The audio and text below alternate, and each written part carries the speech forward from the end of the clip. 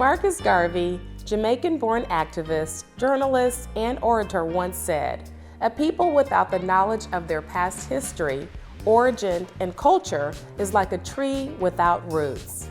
Delving into your family history can help you discover what makes you, you, and can give context to your life. Hello, I'm Natasha Kelley-Harris, founder and CEO of Family Roots for Life, an organization that's reuniting, reconnecting, and restoring children, youth, and families through both community and collaboration. At Family Roots, we value the rich history, words of wisdom, stories, and experiences about life from centenarians, people who have lived for 100 years or more. Through Living Legends with Family Roots for Life, we are conversing and capturing an oral history with older adults, elders from the greater Houston area, around the state of Texas, and even throughout the nation.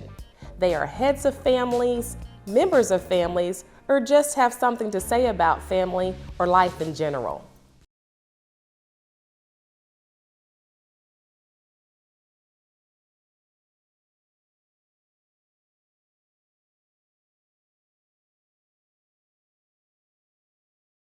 Hello, I'm Natasha Kelley-Harris, founder and CEO of Family Roots for Life Incorporated. We're here today to talk with Mr. Charles Mills, 103-year-old centenarian, for our Living Legends program. Good evening, Mr. Mills. Good evening. How are you today? Very well, thank you. Can you tell us what your full name is? Full name is Charles Arnold Mills. Charles Arnold Mills. And when were you born, Mr. Mills? Born and raised Galveston, Texas. In Galveston, Texas. Galveston, Texas. On what day?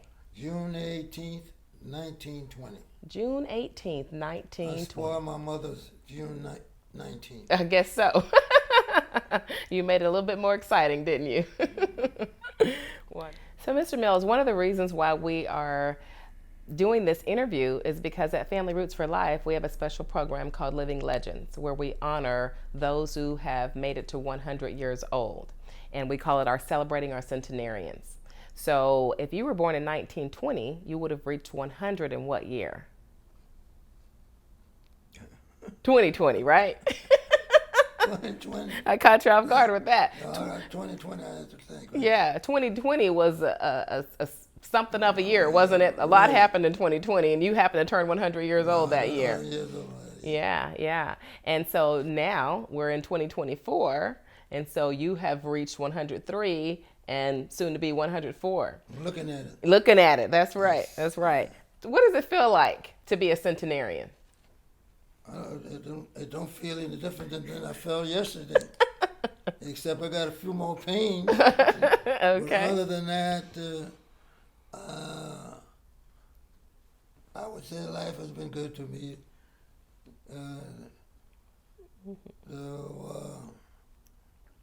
My dependent, the good Lord, has always been there to help me out. And what would you say has been the secret to growing old gracefully? I say that the good Lord and I had a thing going on. Okay. He set the rules and I followed them. Okay. That's all it took. When I did not follow them, I ran into problems. Okay. And I sure did run into some problems. Uh-oh. So you say Galveston, Texas is your place of birth. Right. B-O-I. B-O-I. Yeah. What is that? Born on the island. Born on the island. And guess what? So was I. I was born in Galveston, Texas, too. But what would be interesting to know is what hospital. Were you born in the hospital in Galveston? I was born in a hospital that was run by black doctors. Oh, really? Do you remember the name of it? No, I don't remember the name of the hospital, but the doctor's name was Moore. Oh, really? Yeah, okay.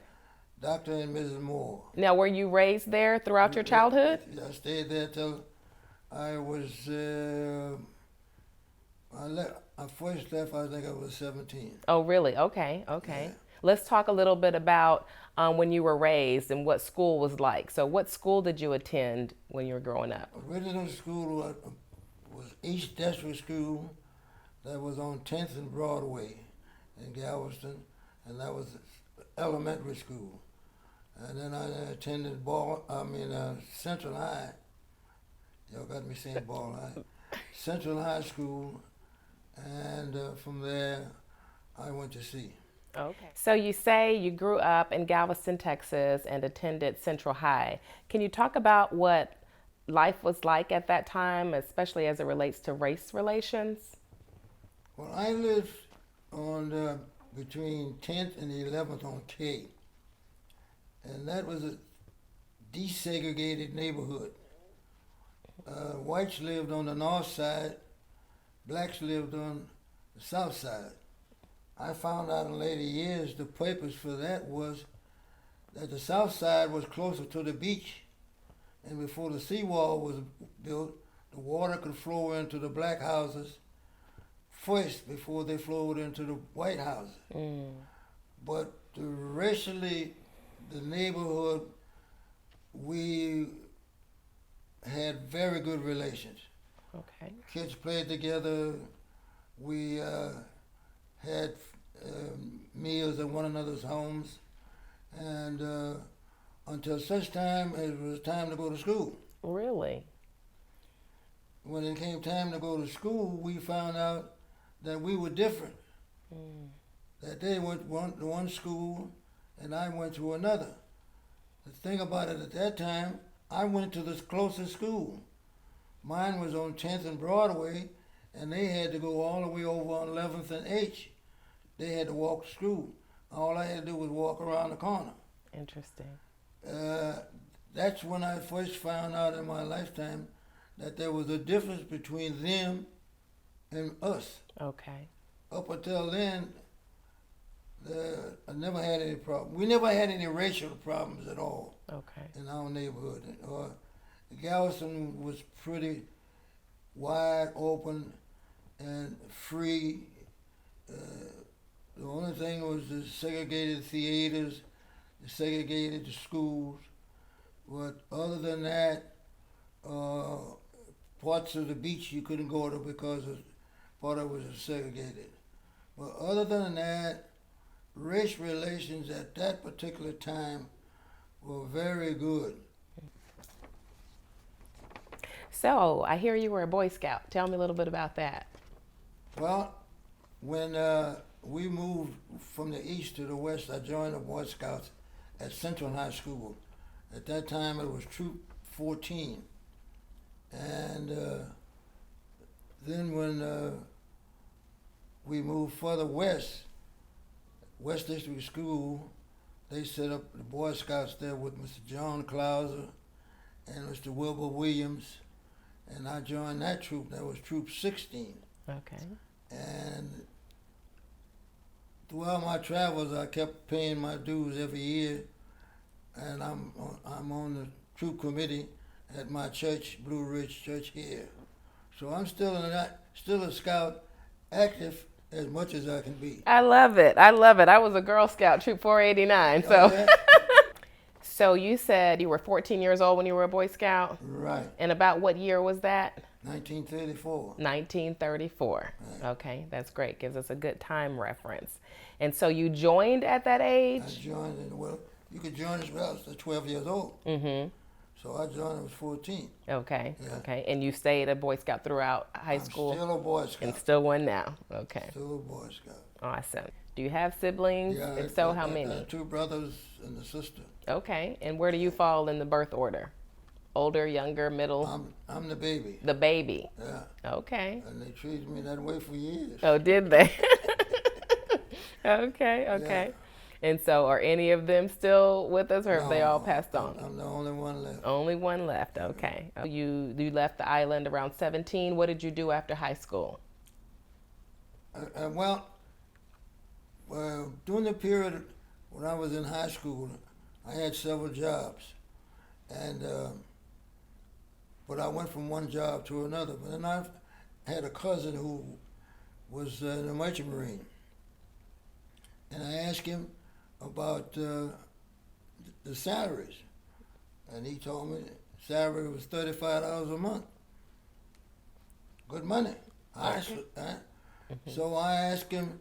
I was still in school then. I asked him if they would allow me to work part-time and continue to go to school.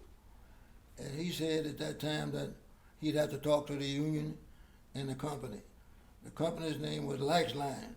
So they talked to them, and they said, yeah. Said, we'll help him. So that's how I started going to sea. Okay. And when the war started, I was already on the ship. Wow, so you were already working as a merchant marine Yes.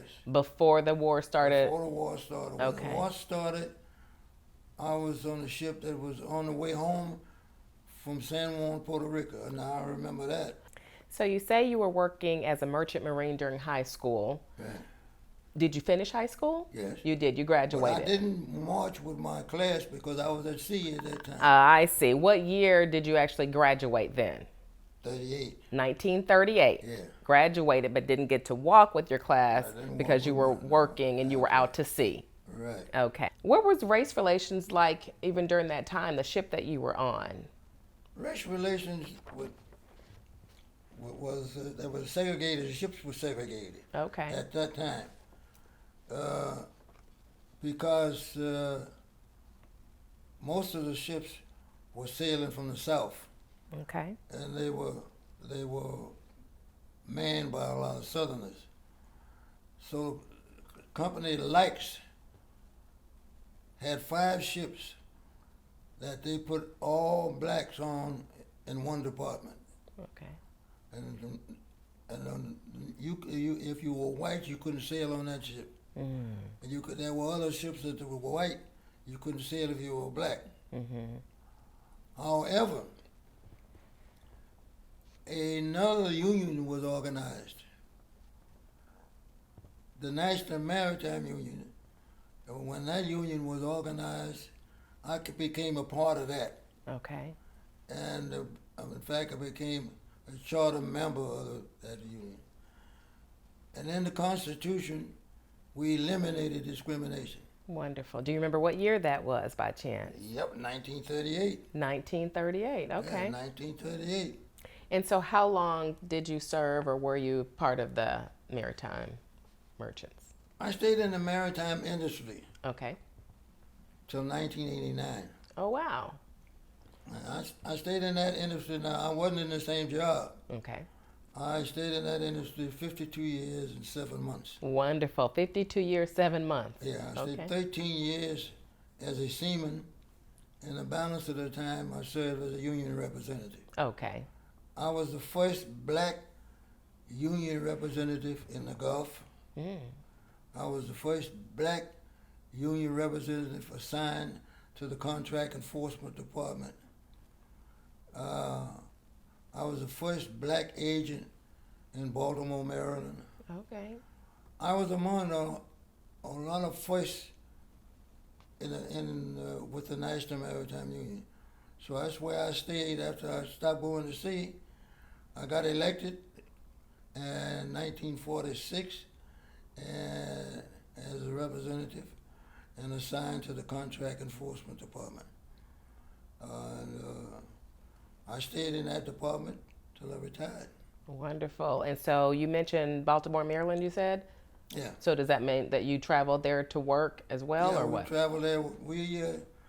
I traveled to several places: Baltimore, Mobile, Alabama, New Orleans, and they sent me back to Houston. Okay. They sent me back to Houston because to do some training. So I said, well, they said, Charlie, aren't you from Texas? I said, yeah. So look, well, we're gonna send some guys down there when they need some training. We want you to go down there and train them. I said, yeah, well, how long do you think I'll have to stay? Oh, about 3 months. I said, okay. At the end of the 3-month period, they were prepared to handle the job. Okay. So I called the office and said, these guys are ready to handle this job. I said, well, look, didn't you tell us you from Texas? I said, yeah. He said, well, we're getting ready to do some reorganizing down there, and we want you to take it over. I said, what do you mean you want me to stay there? I said, oh, yeah. I said, but ask Wilhelmina first. That was my wife's name. Okay. He said, ask Wilhelmina first. Right, if she wants you back home. Whether she wanted to come back home. I knew deep down inside when I called her what I was going to get. So I called her. I said, well, look, I just talked to Palazzi. They want me to come down and take over the Gulf area. When do we leave? She had been ready. When do we leave? She packed his kids up, furniture and everything in 3 days, and was on a plane coming to Texas. Okay, so she was ready. She, So you mentioned Miss Wilhelmina was ready to move back home to Texas, oh, huh? yeah, she was ready. So Miss Wilhelmina is your wife? Right. Yes, and tell me a little bit about when you got married and how long you were married and your children and all that. We were married 70 years. 70 years? 70 70 years. years. She passed 7 years ago. Wow. And Do you remember what year you got married in? yeah, What year? 1946. 1946. Yeah. Okay. Same year I got elected as a union rep. That was a good year for you, wasn't it? Really. So you say you all married in 1946, but when did you all actually meet and how did you meet? Oh, I guess I met around 1940, about a year prior to that. Okay. Her auntie ran a rooming house down on 25th Street in H. Okay. Had a big rooming house there. And a lot of seamen would rent rooms there Okay. while they were waiting to get a job. So I walked down there with one of the guys who lived there. He had to go get something. And while I'm sitting in the living room, she walks by. Mm-hmm. Wow. So I didn't say anything to her at all. So I didn't see her for another 7 to 8 months Oh, really? before I said anything to her, asked her for a date. Okay. And that's how it happened. You just asked her out one day. You got up enough courage and asked her. I asked her for a date. Do you remember where y'all went to? Yeah, I went to the movie. Oh, to the movies. Okay. Okay. Went to the movie. All right. And then about a year later, decided to get married. Right. All right. And then you all were married for 70 years. 7 years. What happened? She was from Houston. Oh, But okay. her auntie had a house in Galveston. And I went back to New York, and we corresponded. She went to school with Texas Colored College. It's now TSU. Yeah. She was in college, and I used to call her every Friday. Okay. Every Friday I used to call her. So there was a fellow, one of our classmates called George Lavalier. Mm-hmm. He answered the phone one time. Uh-oh. So he said, "Oh, you gonna marry this girl?" I said, "Yeah." He said, "When?" I told him I hadn't set a date. He said, "Well, you better hurry up because all these guys trying to marry her now." Uh-oh. So when he put her on the phone, that's when I asked if she married me. Oh, really? Aw. So I was in New York, she was here, so I came down here and we got married. That is amazing. So you Yeah. talked about how you would call her on the phone. How did that happen? Well, every Friday, I'd stop by the bar. So the bartender would have the quarters just sitting up there waiting for me when I come in. Okay.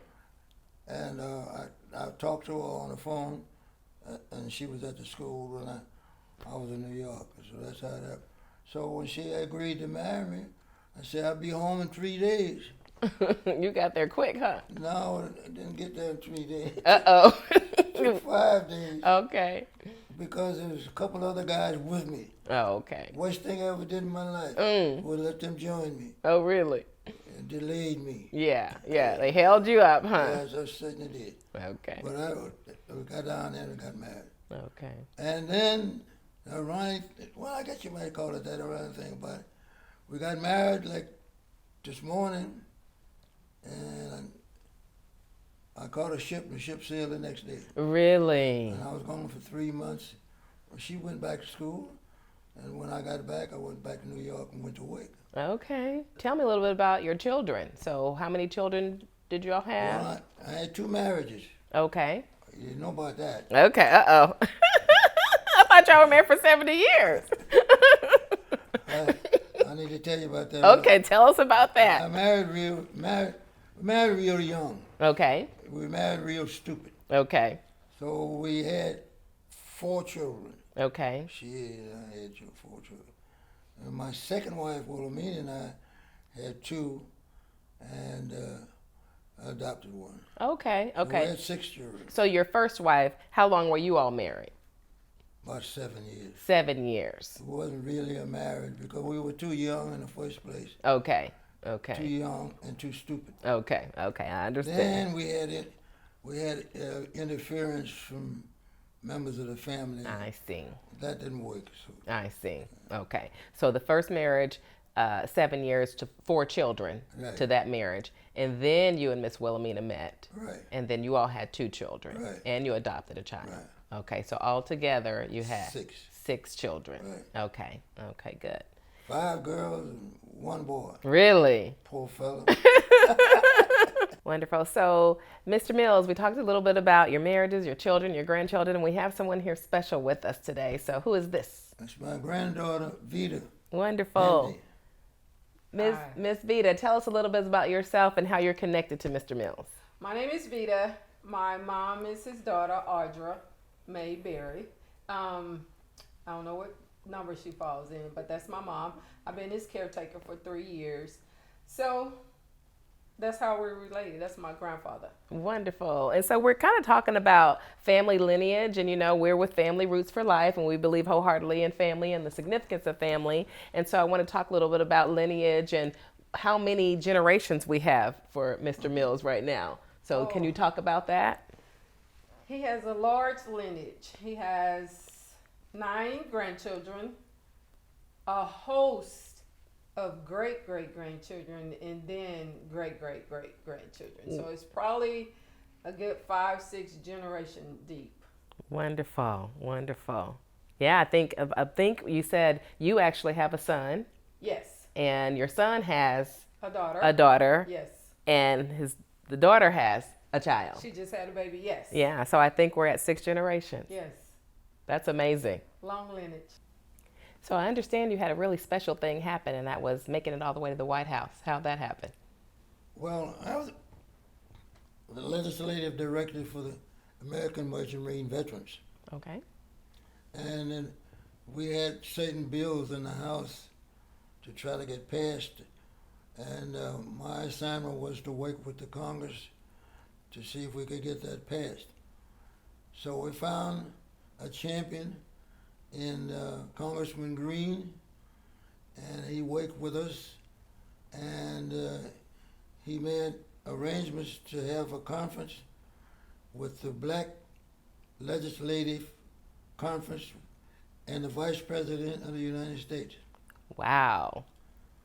So we had the opportunity to meet them and give them our side of the story about what happened and how it happened.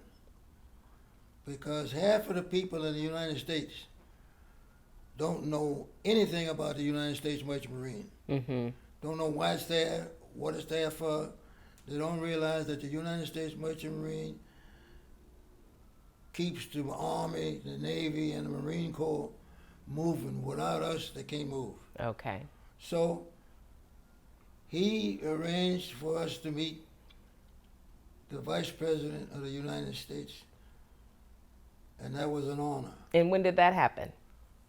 I can't remember the dates. What year? Do you remember the year? I can't remember the year. Was it last year, 23 or No. 2022? It was a while ago. About 2 years ago. About 2 years ago. No. Okay, so maybe around 2022-ish. Yeah, something. Okay. And then after that, he made arrangements with the American Legion in Washington, D.C. to get us an invitation to the White House breakfast with the president. Wonderful. And that's how Vito and I had an opportunity not only to meet the vice president and the president and Mrs. President in the White House. I love it. I love it. Okay, Mr. Mills, you mentioned having had the wonderful opportunity to meet one of our vice presidents. Which vice president was that? Vice President? Yep. Kelley-Harris. Kamala-Harris. Yes, ma'am. Okay, you got a chance to meet Miss Very Kamala-Harris. lovely lady. Oh, I'm sure. Yeah, I'm sure. And that happened in about 2020 or 2021, you think? Yeah, Sometime around there. around that period, yes. And then you had another opportunity to go back and meet the actual president. Right. And that was President who?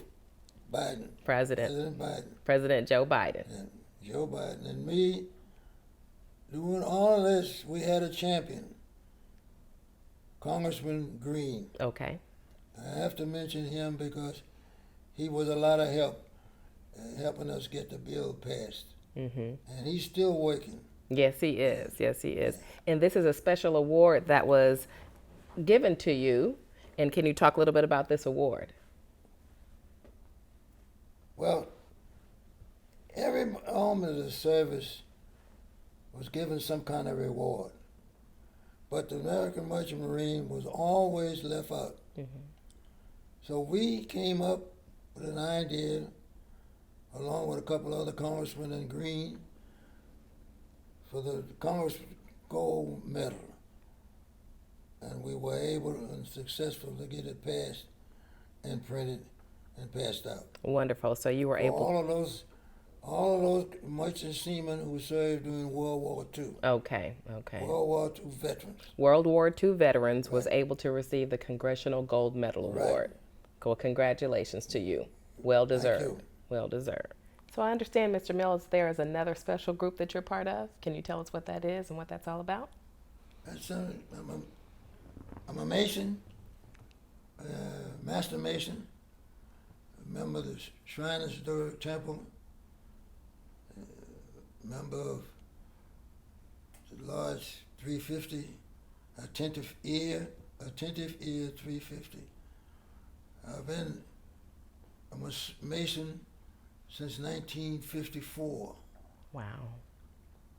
Okay. Stayed in good standing as a member and an active member of the Masons. And you're still an active member today? See? You're still an active member today? I'm still an active member. So, being a centenarian, having made it to not only 100, but even beyond, tell us a little bit about your health and how that's been and how you've kept yourself healthy all these years. Is it the diet? Is it exercise? What is it?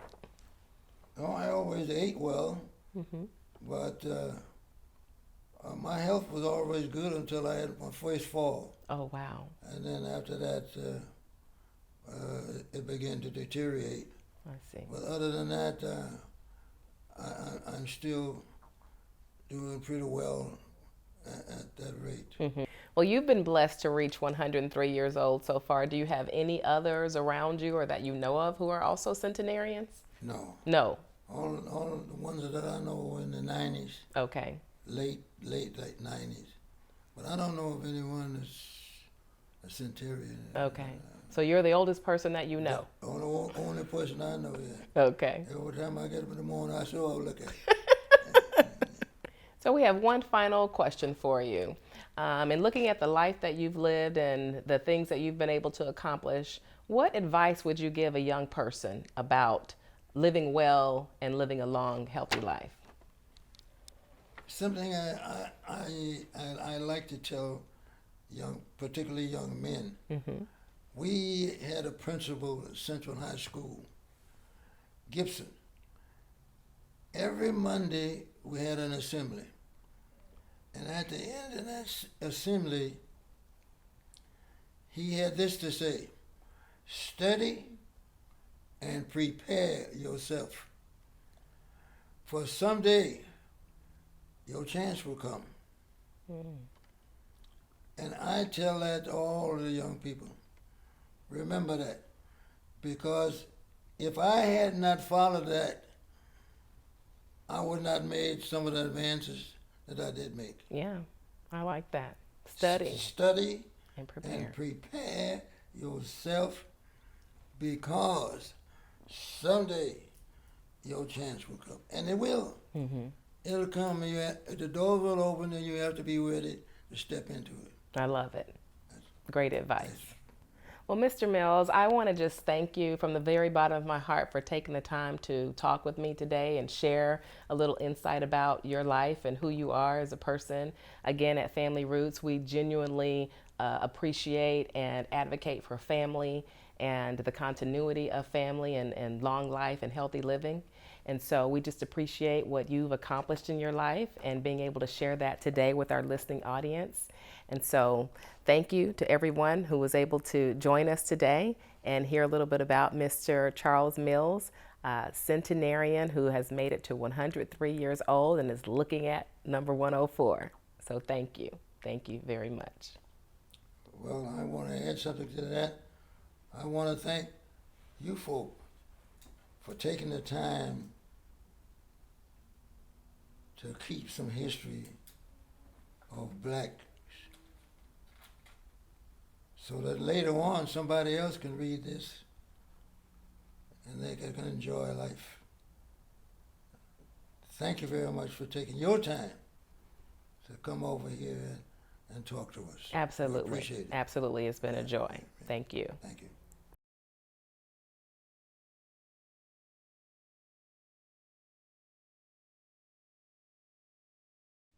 To get involved or to learn more about Family Roots for Life, our Living Legends program, our youth and family services, or any other initiatives, please feel free to go to our website, give us a call, or follow us on social media. We'd love to connect with you.